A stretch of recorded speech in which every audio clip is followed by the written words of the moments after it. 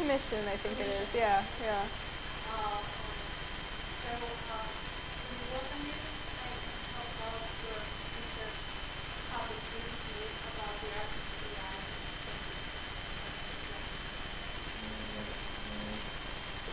Yeah, so thanks for the introduction, Laura.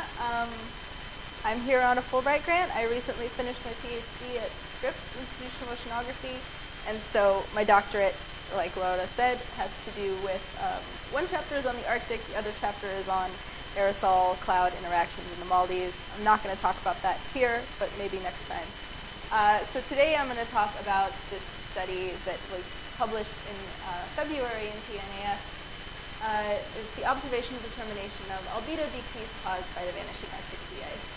And I, of course, want to acknowledge my co-authors on that work, Ian Eisenman, who is also a professor at Scripps Institution of Oceanography, and then Ram, my advisor.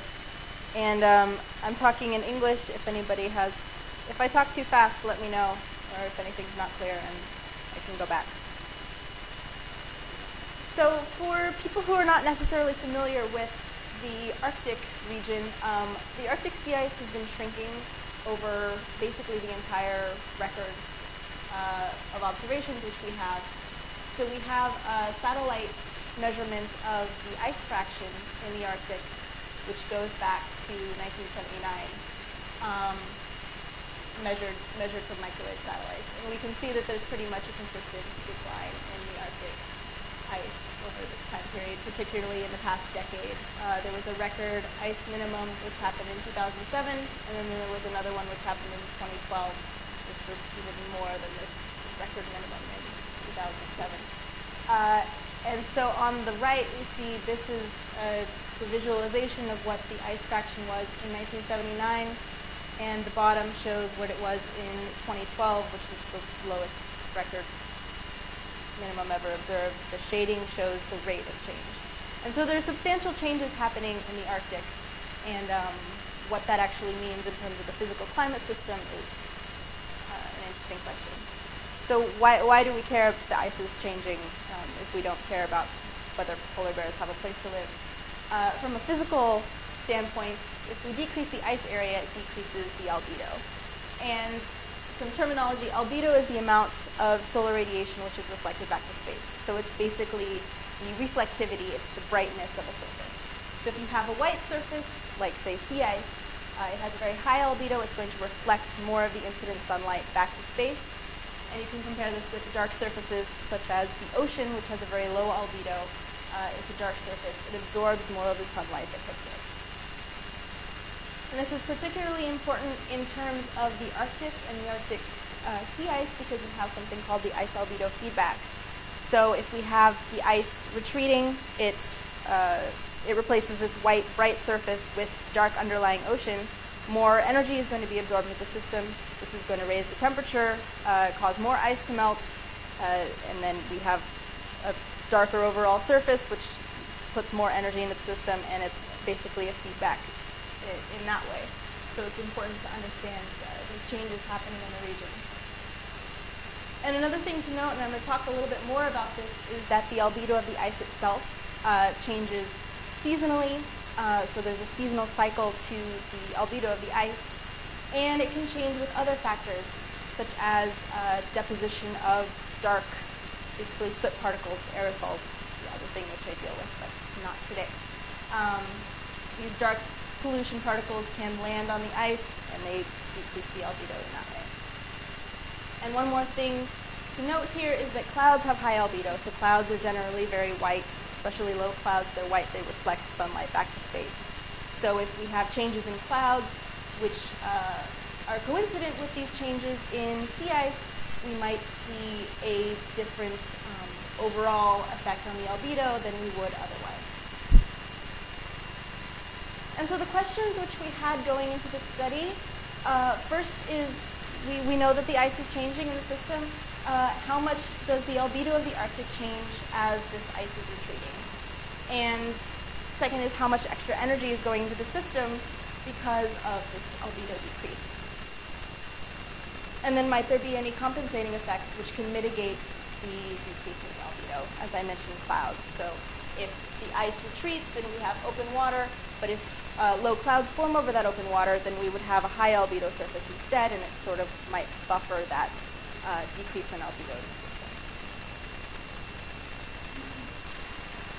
And so the study was observationally based, so we used two different, basically independent satellite data sets here. The first was shortwave radiation data from the Ceres instruments on NASA's Terra satellites. So Terra was launched in 2000, so we have now 14 years of data. This study focuses through the end of 2011. And so Ceres measures both the incoming solar radiation and the reflected solar radiation. And shortwave, for non-specialist, shortwave is essentially the visible range, the solar range. And so we have the incoming solar, we have the reflected solar, and the ratio of the two is the albedo that we're looking at.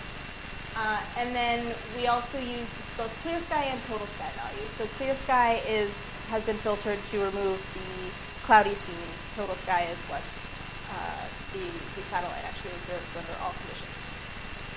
And then I mentioned we have sea ice fraction or sea ice concentration, which goes back to 1979. These have been measured from microwave satellites.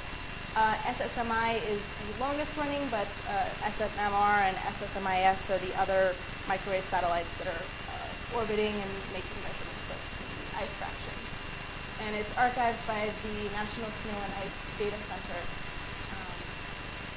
And so we use monthly average data, and the period which we focus on is March 2000, which is when Terra was launched, through the end of 2011. Yeah. Mm-hmm.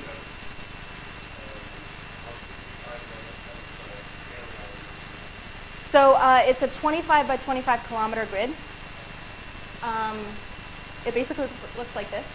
So this is, to orient you, this is Greenland right here. This is Alaska, and that's like Russia. And there's Scandinavia over there, that's Canada. So it's 25 by 25 degree, or not 25 degree. 25 by 25 kilometer, the Ceres data is 1 by 1 degree. And so if we look at the two data sets together, so this is the September sea ice fraction. And what we've done here is average the last 5 years of the record we're looking at. So it's the average of these 5 Septembers, 2007 to 2011. And on the right side, we have the same thing except for the clear sky albedo from Ceres. And we see, just looking at the two, that it matches up pretty well, where we have regions of high ice fraction, we have higher albedo, and where we have no sea ice, we see a lower albedo. And then on the bottom, we have basically the change in sea ice and the change in clear sky albedo over this time period. So now we have this last 5 years of Septembers minus the first 5 years. So it's the mean 2007 to 2011 minus the mean of 2000 to 2004 for sea ice on the left and for clear sky albedo on the right. And what we see here is basically what we saw on that nicely done globe at the beginning. Most of the decrease in sea ice happens on sort of this Pacific hemisphere. So we see strong decreases in the ice fraction just above Alaska, above Russia, in the Canadian archipelago, and there's actually a slight increase in ice fraction just off the coast of Greenland. And when we look at the clear sky albedo, we see pretty much the same pattern. We see strong decreases in the albedo in these regions above Alaska, above Russia, and a slight increase in the albedo just off the coast of Greenland. And so we're seeing very good agreement between these two independent data sets looking at the same region. And in terms of the seasonal cycle, it's beneficial to look at different parts of it. So September is the summer minimum, so it's the last period before the ice starts to freeze again in the winter season. March is the winter maximum, typically. And so here we have the same thing for sea ice the last 5 years, 2007 to 2011, and the albedo from Ceres for 2007 to 2011. And we see that they match up pretty well. In the winter months, the Arctic ocean is pretty much entirely covered with sea ice, and we have high albedo all over. And then if we look at the change over this 12-year period, we see something that's quite different from what we saw in the summer minimum, and that is there's no decline over on the Alaska, Russia, sort of Pacific hemisphere, but we do see strong decreases in sea ice fraction off the coast of Greenland and above Scandinavia here, and we see a corresponding decrease in the clear sky albedo in these same regions. And that's just because basically the sea ice runs into land and it can't decline anymore. But it's interesting that we do see this strong decline in the winter maximum on this sort of Atlantic hemisphere. And so one other snapshot of the seasonal cycle, this is for July. Again, sea ice, clear sky albedo. We see pack ice, and then we see correspondingly high albedo. What's interesting is when we look at the change over this period for sea ice, much like in September, we see strong decreases in the ice fraction above Alaska, above Russia, basically around the edge of the pack ice. There's actually a slight increase, again, off the coast of Greenland. But when we look at the change in albedo over this period, we see that there's actually a strong decrease in the albedo over the center of the pack ice. And so we're actually seeing decreases in the albedo of the ice itself over this period. And so to give you an idea of what's actually happening here, this is a schematic published by other researchers showing the seasonal cycle of ice albedo. And so in the winter, you have lots of snow, you have freezing and lots of coldness. The sea ice is covered by cold snow. So fresh snow is very white, it's bright, reflective, it reflects a lot of the sunlight back to space. At some point in the seasonal cycle, you have the onset of melt. And so the snow starts to melt, it becomes duller, less bright. In the Arctic particularly, it tends to form melt ponds, which have very low albedo. And to give you an idea of what that looks like, basically the sea ice is covered by giant lakes along the surface of the ice. And so these regions have very low albedos. And as you progress throughout the melt season, you see these ponds, they might drain, and that exposes bare ice underneath, which will have a higher albedo. But overall, the albedo of the ice declines throughout the seasonal cycle. And if we're dealing with seasonal ice which is only which only exists for 1 year, you will end up with a very low albedo, which corresponds to the albedo of the open ocean. If we're dealing with multi-year ice, you end up with a slightly higher albedo before the system starts to freeze up in the fall, and then we have a correspondingly higher albedo again. And so to look at the data that I presented in a little bit different way, here on the x-axis we have the sea ice fraction, on the y-axis we have the clear sky albedo for the series, and in this portion of the study we split the Arctic up into basically these ice slices. And so here I'm focusing on the eastern Pacific region, which is a region which has, it's fully ice covered in the winter, and it sees a lot of the ice decrease in the summer, so it's easiest to see the seasonal cycle. And to orient you, here we have each color represents a different month, and then the shading represents the different years, with lighter shading representing earlier years and darker shading representing later years. And so a little bit hard to see here, but we have March, April have very high ice fraction and very high albedos. May is in the green, June is in the middle here, July, August, and September. And so if we look at the relationship between ice fraction and clear sky albedo on a monthly scale, we actually see a fairly good linear relationship just for an individual month, and I'm going to talk about that a little bit later. But what's interesting in terms of the seasonal cycle is that there's this nonlinear relationship between the ice fraction and the clear sky albedo. So we have sort of this curving quality to the relationship between ice and And so take an example, if we have, for a given decrease in ice in June, we see a correspondingly larger decrease in the albedo during this period. And June corresponds to this period where we're dealing with the transition from snow to melt ponds. And if you compare that to September, you see a proportionally larger decrease in the actual ice fraction, but the corresponding decrease in the albedo is much less. And that corresponds to this transition from more bare ice to the open ocean. And so it seems like what we're seeing here is seasonal cycle in the ice albedo. And if we look at the rest of the regions here, it seems to be borne out here. So we see this seasonal nonlinearity in all of the regions.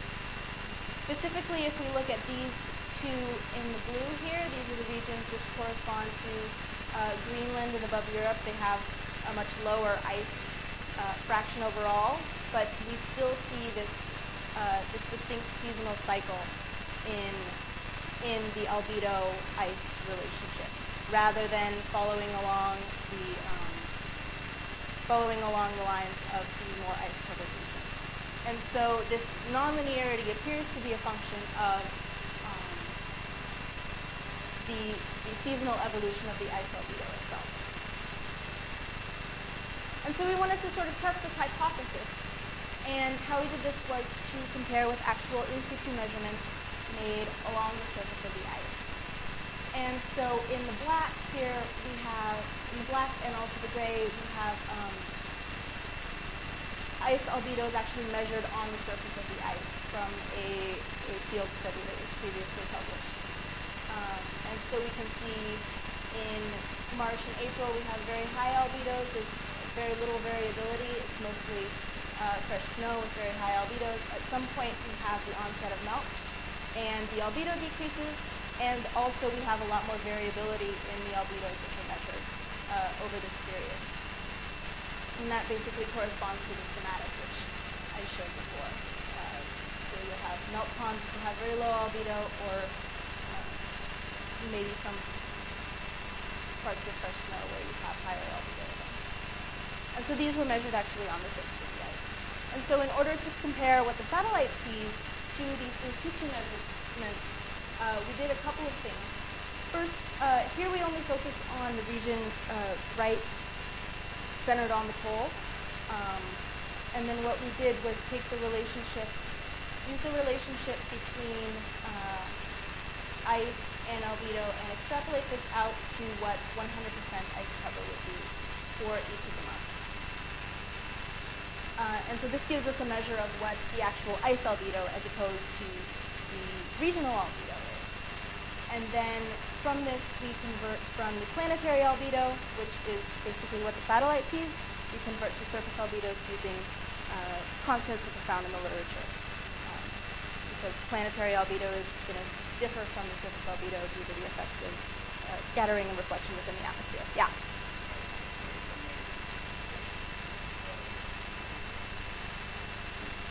Winter, I think. Yeah. Yeah. In the summer. Well, the summer you have the polar, what do you call it, where the sun and light is out all the time. So, most of the precipitation happens in the winter. I'm not completely sure on the numbers right now. So we come up with a measure of the surface ice albedo using this method, and this is sort of the seasonal cycle which we get for this region. And we find that it agrees fairly well with the actual measurements made on the ice. And if we look at the different regions, again, those different ice slices, we see that it's fairly consistent. These blue, again, are the regions which have very low ice fractions even in summer. So we would expect that these would not agree very well because we're extrapolating back to 100% ice, and there's a lot more uncertainty involved there. But the overall pattern here is fairly consistent. So we're seeing the seasonal cycle in the actual satellite data. We additionally wanted to see whether how the actual observations compare with the the results from a model. And we chose one run from the CCSM4 model. And this is basically the same thing as I showed on the previous slide, except this is for 20 years of CCSM. And so what we see here is that overall, there's pretty much the same basic pattern. However, there's a lot greater variability. For each individual month, there's less linearity in the relationship between ice and the albedo. And there's also a lot more regional variability. So looking at those pie slices, the relationship is less consistent than it is in the observations.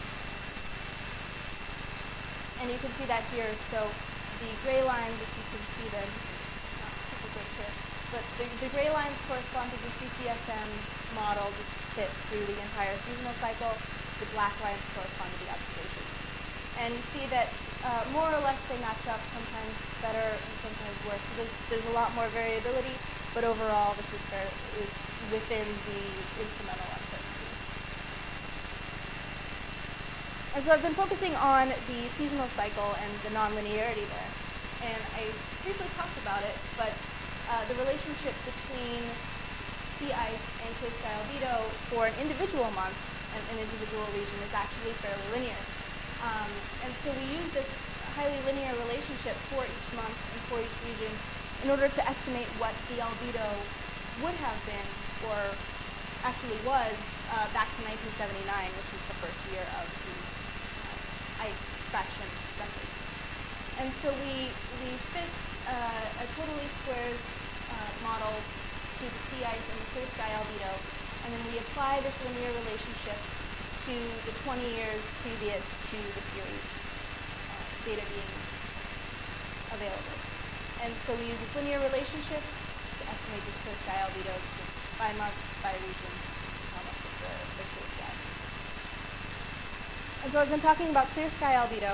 That's because the relationship between clear sky albedo and ice fraction is a lot more linear than the relationship between ice fraction and total sky albedo. Just due to the effects of clouds, there's a lot more noise, a lot more variability, and this relationship is a lot less clear when we look at total sky albedo. However, what we did find is that looking at the relationship between the measured clear sky albedo in the blue and the measured total sky albedo in the green, we see that the relationship between those two is actually highly linear based on sort of this basic relationship. The clear sky albedo as a function of cloud fraction is going to give us the total sky albedo. So again, by month and by region, we use the clear sky total sky relationship in order to estimate what the total sky albedo was back to 1979. And so we use this by month, by region, and then we average annually and we average over the entire Arctic region in order to come up with an estimate of what the albedo was back to 1979. And that looks like this here. So in the blue we have the clear sky albedo. In the green we have the total sky albedo. The solid lines correspond to the actual measurements from the series satellite instruments, and then the dashed lines correspond to our reconstruction of the albedo back through the entire sea ice record.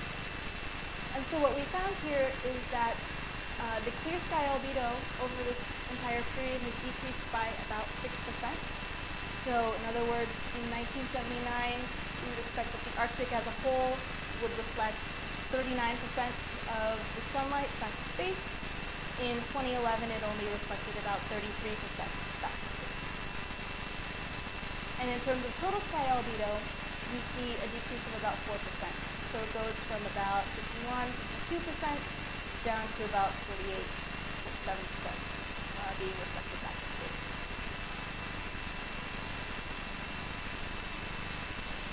And to put this in the larger picture, if we look at sea ice in the black, temperature in the red, and the reconstruction of total sky albedo, it all really paints a conducive picture of what's happening in the Arctic. The temperature is rising, ice fraction is decreasing, and the total sky albedo is decreasing as well. And so in terms of how much extra energy is going into the system because of this change in albedo, this 4% decrease in total sky albedo corresponds to about 6.4 watts per square meter additional energy absorbed into the Arctic Ocean over this period. And if we average this over the entire northern hemisphere, we end up with 0.43 watts per square meter. And if we average it globally, it's about 0.21 watts per square meter. And to place this in context of other climate forcers, the carbon dioxide forcing during the same period between 79 and 2011 is about 0.8. So this 0.21 is about a quarter as large as the estimated CO2 forcing during the same period. And so, to our knowledge, we're the first ones to actually look at the albedo as it is actually measured from satellite. But previous studies have used various different radio transfer models and other sort of less direct measurements of the albedo in order to try to estimate the same sort of phenomenon and the same sort of effect. So just to talk about what they did, there was a study by Perovic et al. Which used a lot of in situ measurements in the Arctic. And they determined that there was a 5.6 watt per square meter increase into the Arctic Ocean. And that was mostly due to, their study only was concerned with the change in energy due to the retreat of the ice itself. So it's the replacement of ice with open ocean. So we would expect that our value would be higher than theirs, and it is instead over the entire Arctic Ocean. And then there was a prominent paper by Flanner et al. In 2011 where they tried to estimate the total cryospheric radiative forcing in the northern hemisphere due to both snow and sea ice. They came up with a contribution from just the Arctic sea ice retreat, which was about 0.22 watts per square meter. They used some radiative transfer equations in order to estimate the albedo and the albedo changes. So theirs is about half of the value of ours, and that's consistent with what they said. They have some low biases in their system, but this is overall much larger than previous studies. And then I mentioned that we compared it with a model run from CCSN4. Models have been notorious for underestimating the actual amount of sea ice retreat, and we do find that here. But what was interesting is that the relationship between the albedo and the sea ice was actually consistent between the models and the observations. And so this relationship, the change in albedo per change in ice, was the same, or roughly the same, for the models as it was for the actual observations. So this implies that if the models were to actually model a ice retreat, which is the same as what's seen in the observations, then they would also see a more accurate decrease in the albedo, consistent with what the measurements would be. So it's encouraging that something appears to be going right in the model. And so that's all I really have here. Just to summarize, so we had two independent observational data sets of the sea ice and of the clear sky and total sky albedos, and we found that these two independent data sets strongly corroborated one another. They agreed remarkably well. And we were able to use the relationship between these two to estimate how much the albedo has decreased over the course of the 33-year period back to the beginning of the series. And so we found that the clear sky albedo decreased about 6%, the total sky albedo decreased about 4% during the same period. This corresponded to about 6.4 watts per square meter additional energy, and averaged globally it's about a quarter of this year's proportion over that same period. And it's larger than some previous estimates had indicated. And then GCM seemed to underestimate the ice retreat, but we did find that the ice albedo feedback appears to be well captured in these models. And that's all I got.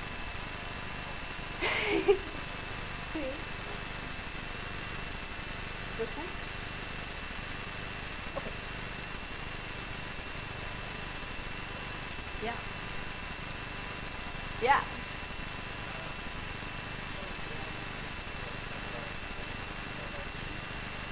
Mhm. Mhm.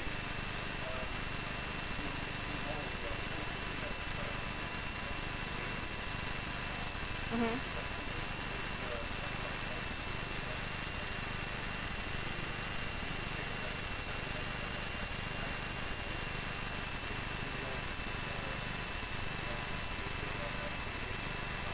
Of the ice fraction.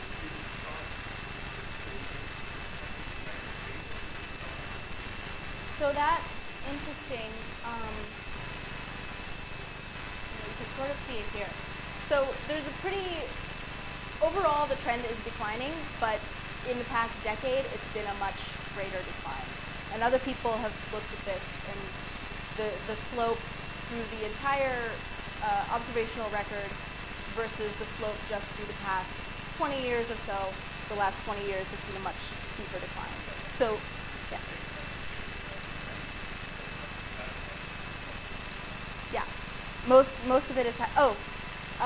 Yeah. Sorry, Fabrice asked if I think you're asking if the decline in sea ice is a linear trend throughout the entire time series, or whether it's changed with time.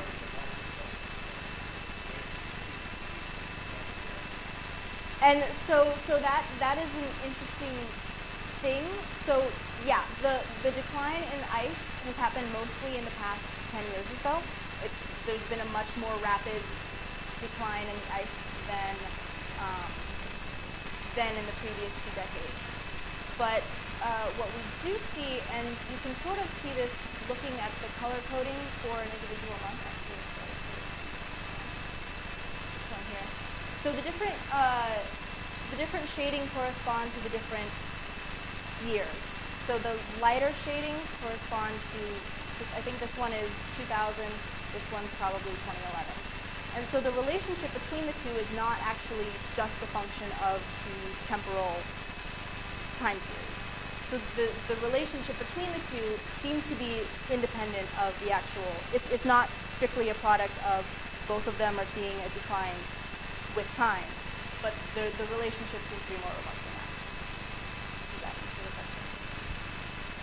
And when we apply this relationship to the sea ice back to 1979, I mean, there are going to be, like right here, it's not necessarily going, it's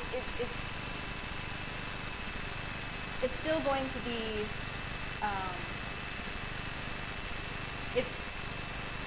these are not necessarily going to give a greater decline, because we do see that the ice fractions which were estimated were proportionally, it's not gonna go off the chart, I guess is what it's trying to say.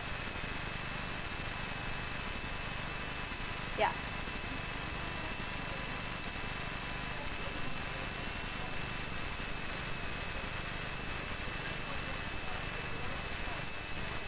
Yes. Answer. So Maisa is asking about this third question, which is, are we seeing compensating effects which are mitigating the albedo decrease? And I didn't really touch on that here, you're right. But so what we did find was that there is a sort of shading effect that the clouds have, which we would expect, because if you have any amount of cloudiness, it's going to have a higher albedo than strictly ice, no ice. But what we found was that the trends in the cloudiness do not appear to be compensating for this change. No. We did not find the trend. So in terms of the total albedo,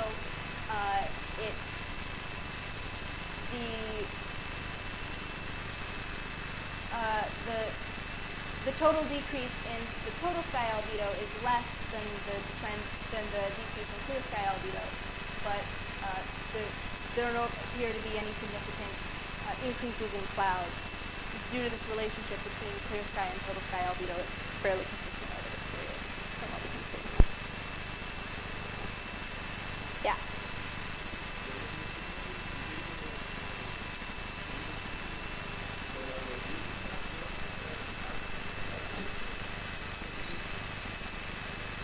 Say it again.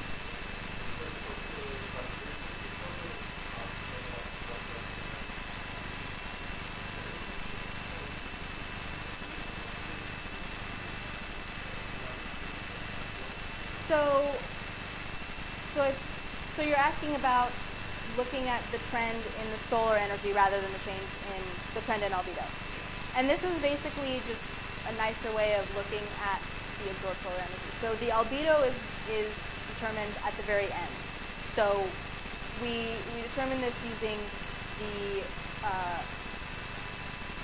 the reflected flux and the incident flux, and then at the very end we take the ratio of the two to get the clear sky albedo. So it looks basically like this. Yeah. Yeah.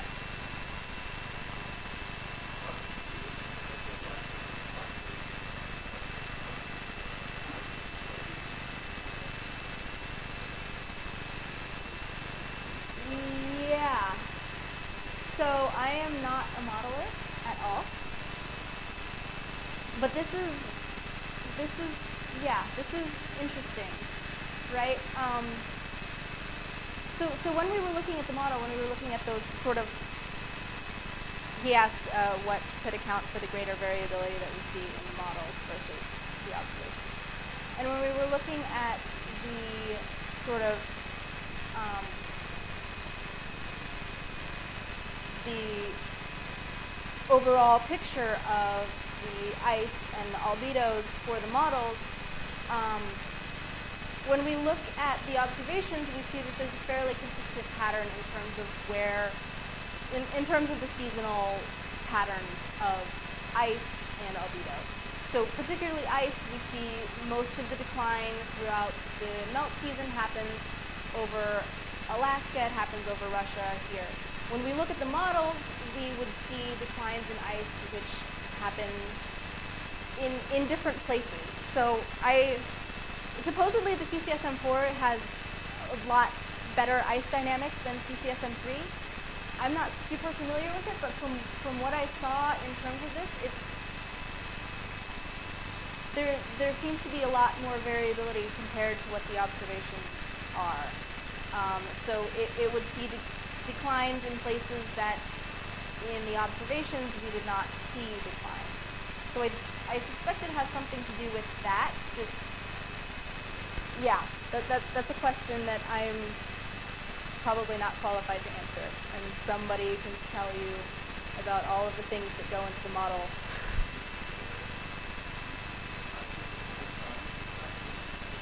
Mm-hmm. Mm-hmm.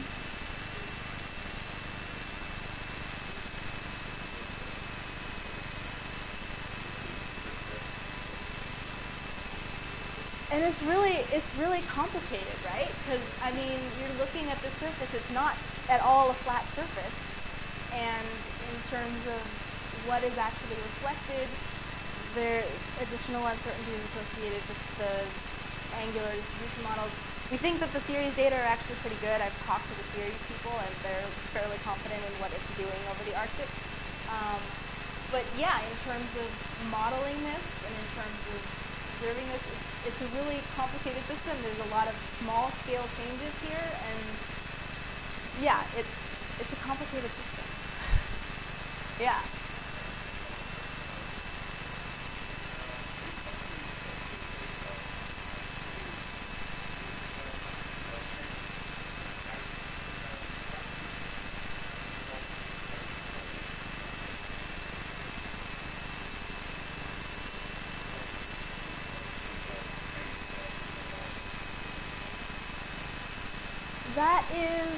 That is a possibility. I suspect that it's not, because most of the precipitation I think happens in the winter.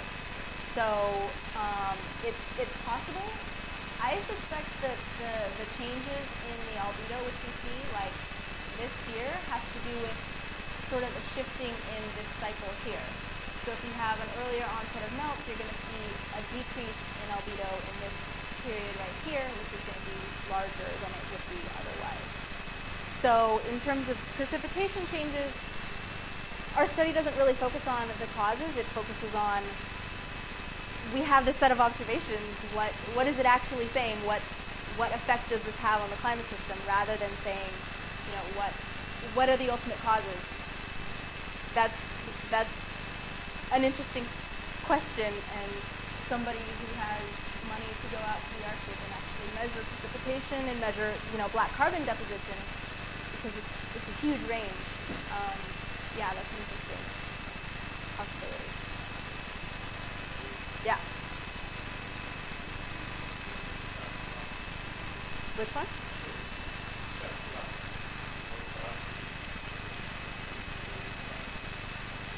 Which? Oh, yeah. So there's a lot of things going into the system.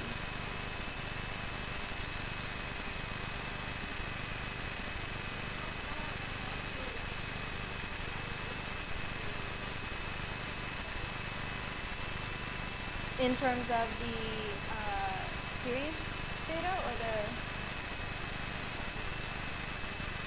So we use the monthly average in the 1 by 1 degree. Just, yeah.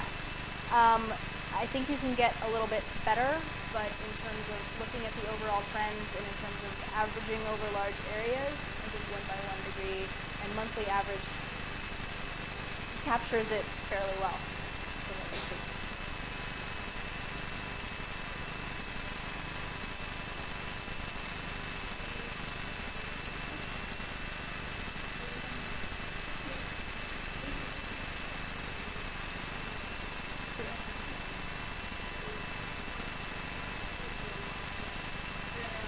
I should have started later.